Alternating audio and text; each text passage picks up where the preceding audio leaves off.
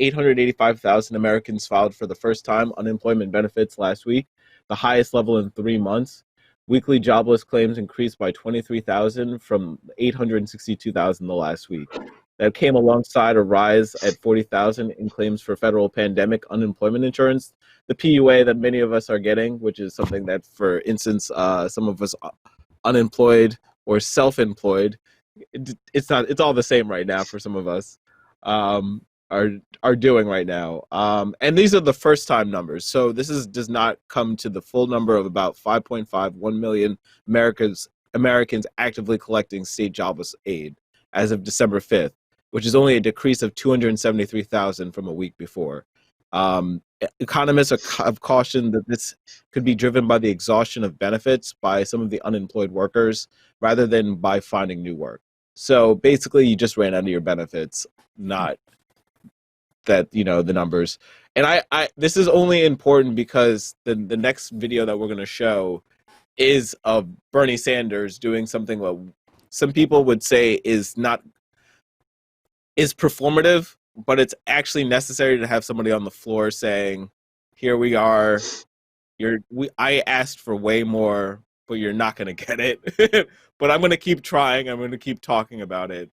I would love to see what you guys think about this first, but before we go to the clip. Do you want to? Oh, well, my opinion is it's a little too late. They should really give us way more money than they're already proposing. First, the Republicans are talking about not giving us anything and just giving money to corporations, and then Bernie's talking about he wants 1,200 instead of 600. And in reality, 1,200 is a drop in a bucket, right? It's not really anything. It's not going to last long when people have the housing crisis and everything else that's going on. A lot of people aren't working. It just seems like, and with the Senate situation, if we don't win those seats in the Senate, then we're definitely not going to have anything. If they keep prolonging everything now up until that point, what's going to end up happening is they're eventually going to say, okay, well, we lost the Senate seats. Let's say the Republicans lose. Well, we can't afford anything. Well, if they win, they're going to say we can't afford anything or whatever, assuming that they win. And if they lose, I still feel like they're still going to shortchange people.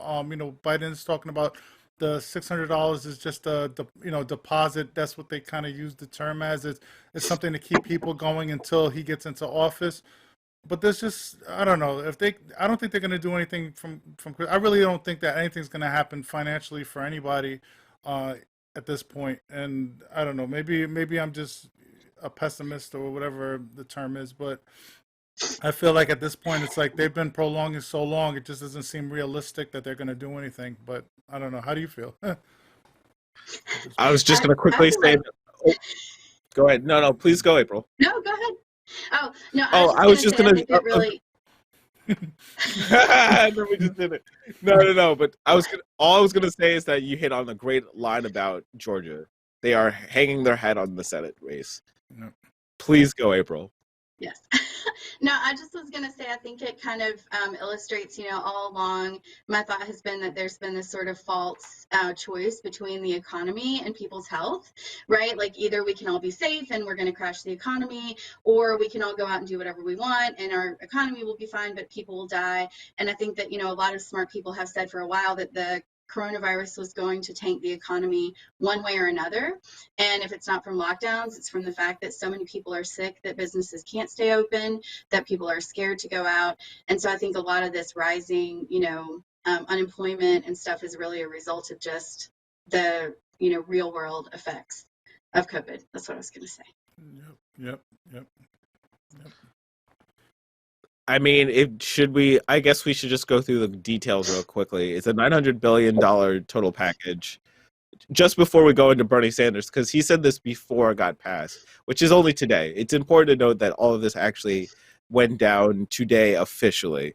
It's about 600 payments to adults earning up to $75,000. So that's a real gap too. This is something that we're not even talking about. There are people who live under a $30,000, $40,000 margin that really should be given extra money at this point. And while there's a tier coming down, But we're not even talking about that. We're just talking about people over like under 75,000. As if you had $60,000 most a year and you're still working, you're okay right now. Yep. You're not. It's not. I just want to make sure that people understand that there's tiers that we should have adjusted this to, and we haven't done that. Just wanted to say restart enhanced unemployment for 300 weeks for 11 weeks. It's only 11 weeks.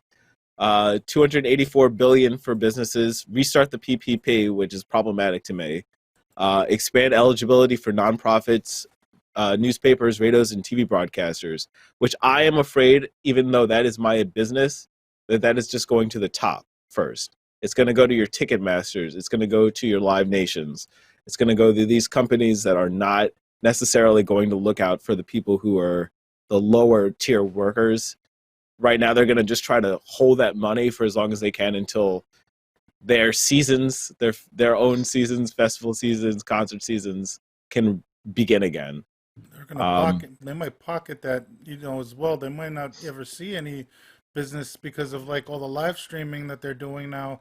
There's a lot of things that are changing, and a lot of these, I don't want to say old fogies in the Senate and the Congress think that they know the right direction and where to spend the money. And in reality, things are changing so fast.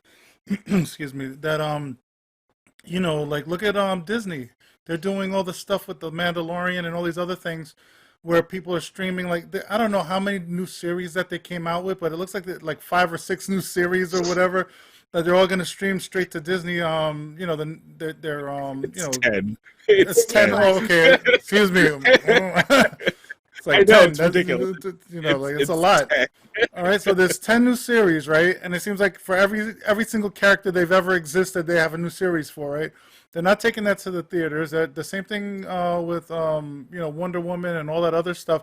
Everything's going to, and it's throwing off AMC and all that other stuff. I know it's another topic, but it's like they're giving money to people in industries that may or may not last, right?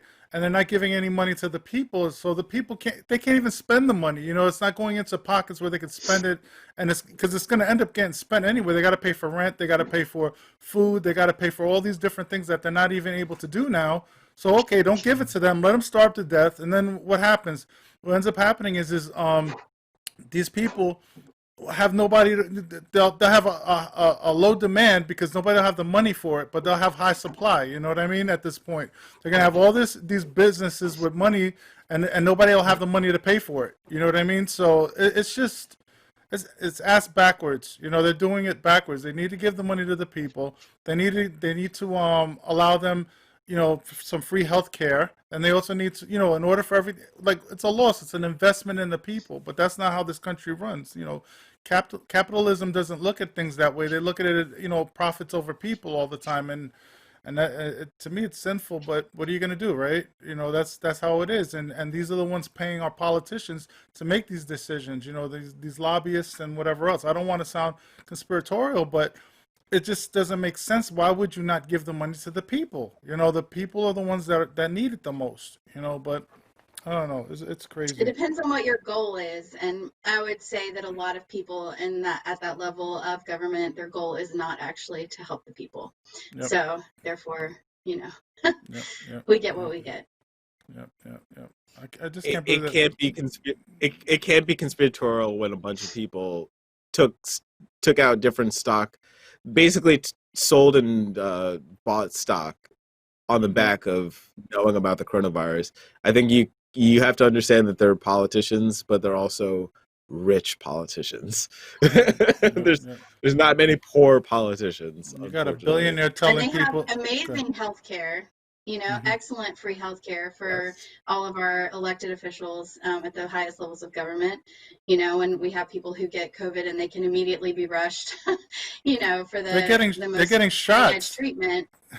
They're getting shots right now. Look at these people. They're like, COVID doesn't exist. This is not dangerous. Well, why is Pence getting a shot then? Why are all these people getting shots if they don't believe it?